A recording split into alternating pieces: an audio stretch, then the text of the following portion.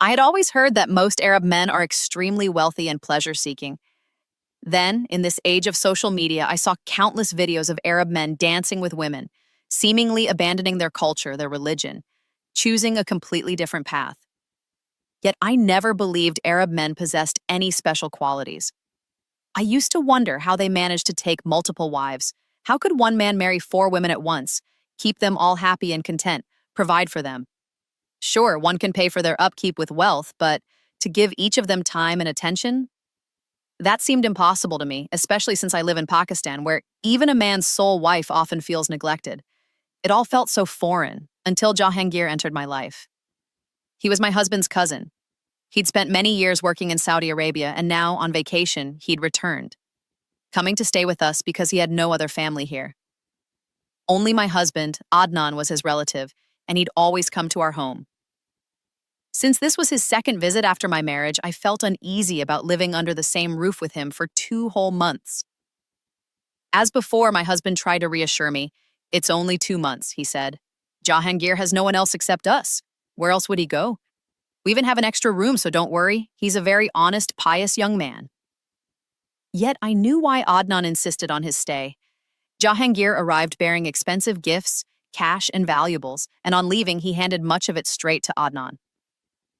Greedy for his cousin's money, Adnan treated him with lavish hospitality and expected me to cater to him too, hanging on his every word. The last time he visited, he struck me as a young boy, younger than I. But now, at 26 or 27, he seemed older, more experienced, more vigorous. When I greeted him, I kept my voice low and had my maid carry his luggage to his room. Since I have no children, I'm often left alone at home.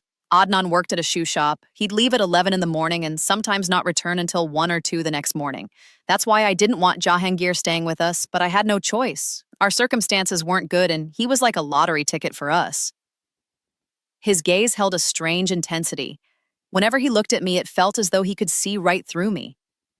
His smile carried a persistent insistence that made me uncomfortable, so I tried to exchange as few words as possible. 2 days passed. Adnan even took leave to spend time with his cousin.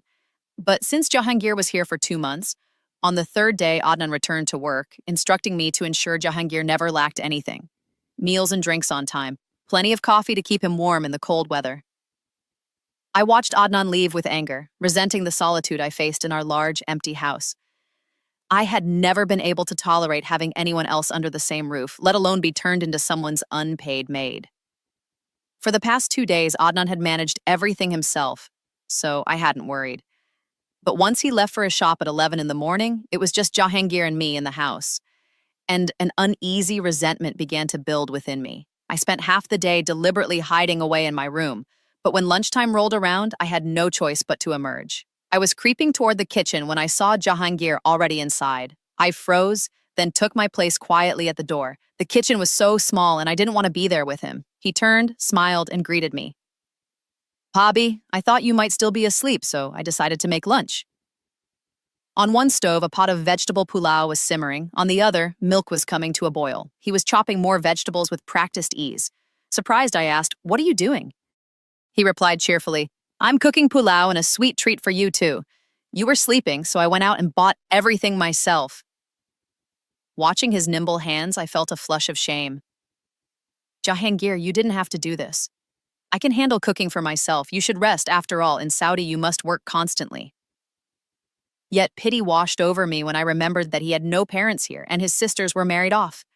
Adnan was his only family in Pakistan, which was why he kept coming back to our home. Until now, I had greeted him with such cold reserve. Realizing this, I stepped fully into the small kitchen. He waved it off. "No, Asma Bhabhi, please don't worry. I'm used to looking after myself, and I'd be bored alone here. Honestly, I'm thinking of marrying before I go back." His unexpected confession stunned me. I'd never imagined marriage was on his mind. I blurted, "You've come here to find a bride? Have someone in mind?" He moved a bit closer, appraising me from head to foot. "I do have someone in mind," he said softly. "If you'll help me, everything will be possible." Taken aback, I struggled to understand him. He smiled and said, "Let me finish setting the table. I'll call you when everything's ready." Then he returned to his work. I sat at the dining table in silence, my mind in a whirl. Who was he planning to marry? And why did he feel the need to win my favor? A few minutes later, he emerged with plates arranged before me. Bobby, you don't look happy, he observed, glancing at me. Doesn't Jahangir Bhai take care of you? His gentle concern sent tears welling to my eyes. What could I tell him? My husband had never managed to make me this comfortable. I longed for children, yet Adnan was incapable of giving me any. And still, I loved him with all my heart. I'd never once thought of leaving him, and my silence must have given Jahangir the wrong idea because he finally said, Bobby, I feel something isn't right between you and Adnan Bhai. I want you both to be happy together. I forced a smile and replied, Adnan and I are perfectly happy. You've misunderstood. He persisted. If that's so, why was Adnan pacing outside the bedroom all night? At first I thought maybe you two had quarreled, but then he seemed perfectly normal. Like this happens often. Don't you even share the same room at night? His overly personal questions set me on fire. I glared at him in anger. Jahangir, this is between me and Adnan. It's none of your business. Please stop meddling. Seeing my mood, Jahangir went silent for a moment, then apologized. I only asked because I want to see you happy. It just seems there's a gap between you two. I arrived 5 years ago, and back then you were childless, but happy together. Now it feels different. His words pained me. I looked at him and said, when a couple remains childless for 5 long years, their joy slowly drains away. Adnan can't give me the attention I need, and above all, I have no children. Whenever I ask him to spend time with me, he complains his health won't allow it. He works from 11 in the morning until 1 at night. After that, it's nearly impossible for him to be with me.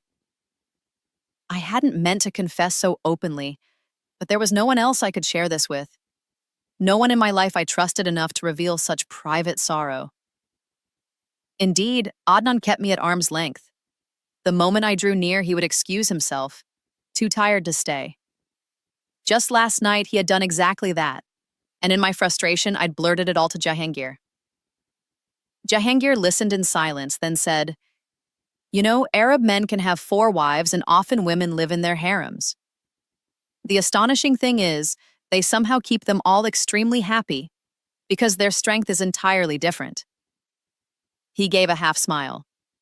I stared at him. His words oddly rang true. A friend of mine in Saudi Arabia had told me much the same. Most Arab men there marry more than one woman, though I'd assumed it was for religious reasons. Now I wondered if a man simply needed extraordinary stamina to keep 4 wives satisfied. I looked at Jahangir in disbelief and finally asked, Do they really keep all 4 of their wives happy? He nodded. Yes, you know I've lived there 8 or 9 years, so I've seen it firsthand. In fact, I work in an Arab woman's household as a cook. It's my job to prepare their meals. I know many things about their culture that others don't. Did you know Arab men use a special remedy that lets them keep not just 4 but 40 wives happy? Here, men can't even satisfy 1 wife, he said, giving me a look that made me flush with shame, as if he'd caught me in a secret. I felt a pang of regret for having spoken so freely about my own marriage in front of him. If he repeated such things to Adnan, what would become of our relationship? So I folded my hands in apology. Jahangir, I spoke thoughtlessly. Please don't mention any of this to Adnan, I begged. He immediately grasped my hands and said, Bobby, I care for you deeply. You've always looked after me. You mean everything to me.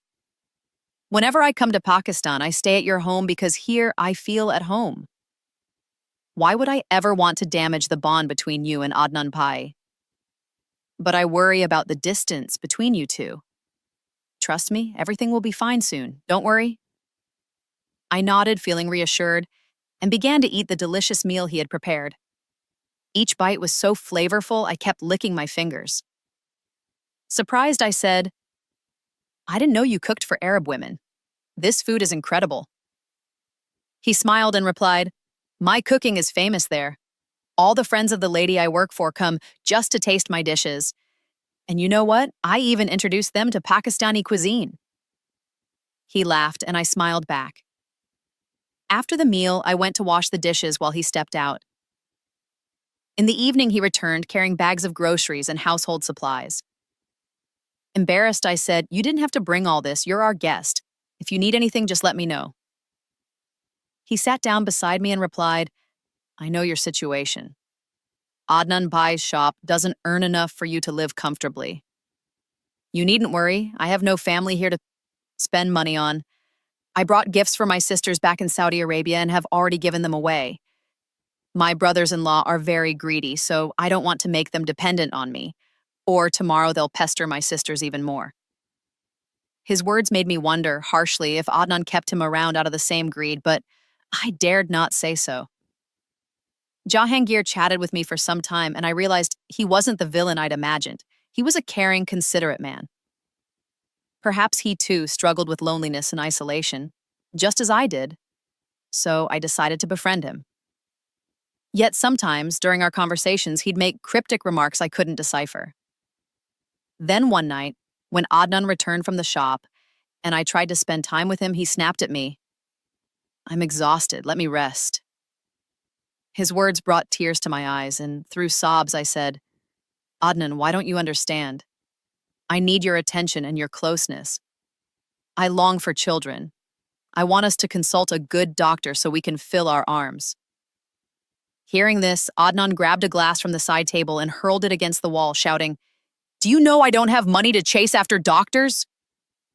Doctors' fees, the cost of medications and tests, it's all beyond my means. First, you call me barren, and on top of that, you've made my life a torment.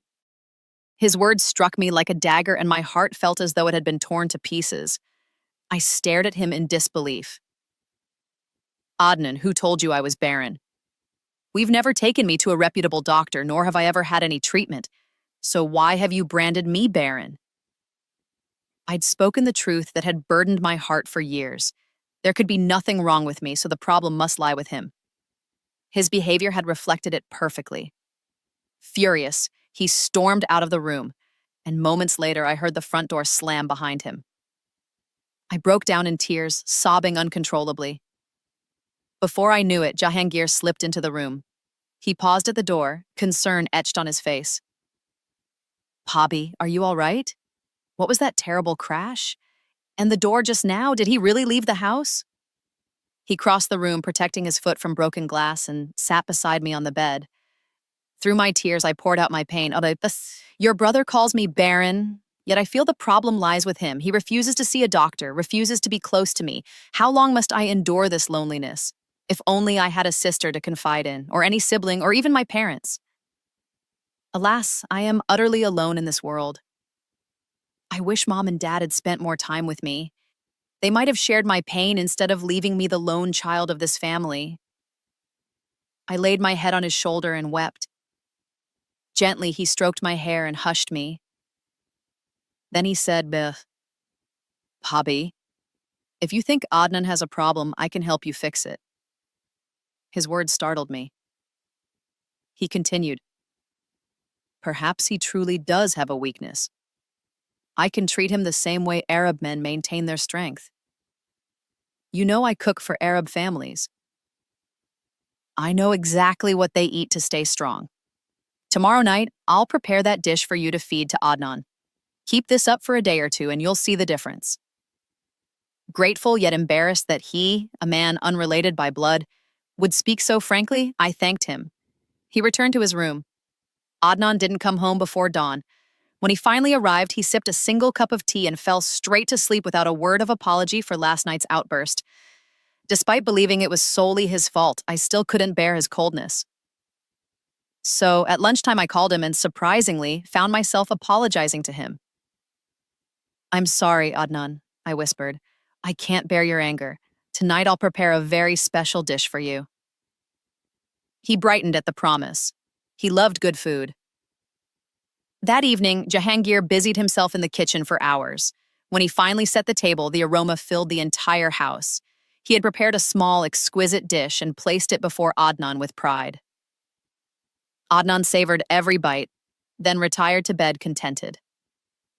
Jahangir smiled across at me. "Just keep feeding him this for 2 or 3 more days," he said, "and you'll see all his fatigue and weakness vanish." I thanked him again, though I blushed at the thought of accepting such advice from him, but the heart teaches us to do what circumstances demand. I washed the dishes and tidied the kitchen, then returned to our room and found Adnan already awake, waiting.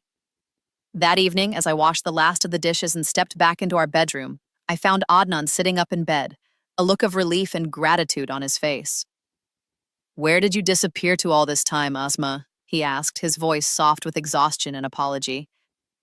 "I've been waiting for you. Tonight's meal was incredible. Come, sit beside me."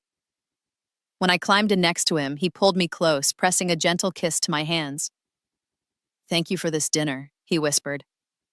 "I'm sorry for how I've treated you. My fatigue sometimes erupts into anger, but I never meant to hurt you. I know I was wrong, and I promise you, Asma, that I'll do better." His words, so sincere and tender, brought tears to my eyes. It was the first time in many months that I truly believed he understood my pain. We held each other in the quiet dark, sharing a moment of forgiveness that felt as precious as redemption itself.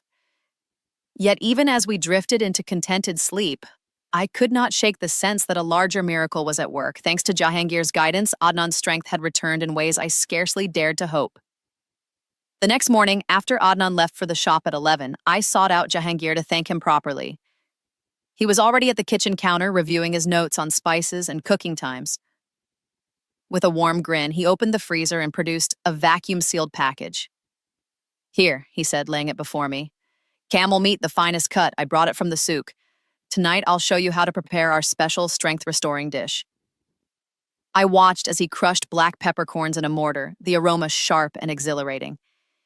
He added cumin, coriander seeds, and a hint of cinnamon to the pepper, then massaged the spice blend lovingly into the meat. A swirl of clarified butter hissed in the pan as he seared the pieces until they glowed with a rich, caramelized crust. Then he covered them with a tight lid and lowered the heat for a slow, fragrant braise. "It must cook on low for hours," he explained. "That is when all the flavors marry together, and it becomes not only delicious, but twice as nourishing." I nodded, absorbing every detail. For days I had watched Adnan's posture straighten, his skin regain color, his smile return. And I knew that this simple culinary ritual was healing more than his body. It was mending our marriage. When I offered him the first spoonful that evening, he closed his eyes in delight. Each bite seemed to awaken him, the tension in his shoulders melted away, and he ate with a vigor I had not seen in years. After dinner, as he leaned back and stretched, a contented sigh escaped him. "Thank you," he said, taking my hand. "I don't know what you've changed, but I feel new again." I smiled, recalling Jahangir's promise. "It's a tradition from his land," I murmured. "It's meant to restore a man's vigor, just as a camel's meat and pepper give strength." Adnan chuckled, brushing a strand of hair from my face. "Whatever it is, keep it coming." That night, I found Jahangir cleaning the kitchen. Emboldened by the transformation in my home, I approached him. "Thank you," I said, offering a simple embrace. "You've brought light back into our lives." He smiled, a secret glint in his eye. "No need for thanks, Bobby, but there is something else I'd like you to consider." I frowned, curious. Jahangir hesitated, then sighed. "You remember my cousin Rabia, do you not? When I first returned, I saw her at the family gathering. I admired her grace and kindness, and I've carried that admiration with me since. If you think it appropriate, I would like to ask you to arrange our marriage." I stared at him in surprise. Jahangir, so devoted to our household and so unassuming, now admitted that he wished to wed my cousin. For a moment, I felt startled. Hadn't I assumed his attentions were aimed only at helping Adnan and me? Yet as I looked into his earnest eyes, I realized that this man who had come alone to our door deserved companionship just as much as any other soul. "I would be honored," I said softly. Rabia is good and kind, and I know she will make you happy. A month later, with my help, Jahangir approached my uncle. The match was quickly approved, and in the span of 4 weeks, Jahangir and Rabia were married in a joyous ceremony surrounded by family. The house was draped in colorful fabrics, and the scent of jasmine wafted through the air as villagers and cousins alike danced beneath February's clear sky. During that same month, I had kept Adnan nourished with Jahangir's teaching. Each evening brought a renewed spark to his step and laughter to his lips. He began to share his days with me again, recounting small triumphs at the shop, offering to help with the children he hoped one day we would have together. Slowly, under the gentle alchemy of spices and affection, our dormant love blossomed once more. Shortly after Jahangir departed for Saudi Arabia with his new wife, I felt a flutter in my own body. A simple doctor's visit confirmed I was with child. I wept tears of wonder and joy. The very hope I had feared lost was now my greatest blessing. Adnan held me in his arms and said, "See how life rewards patience and kindness?" I whispered in his ear,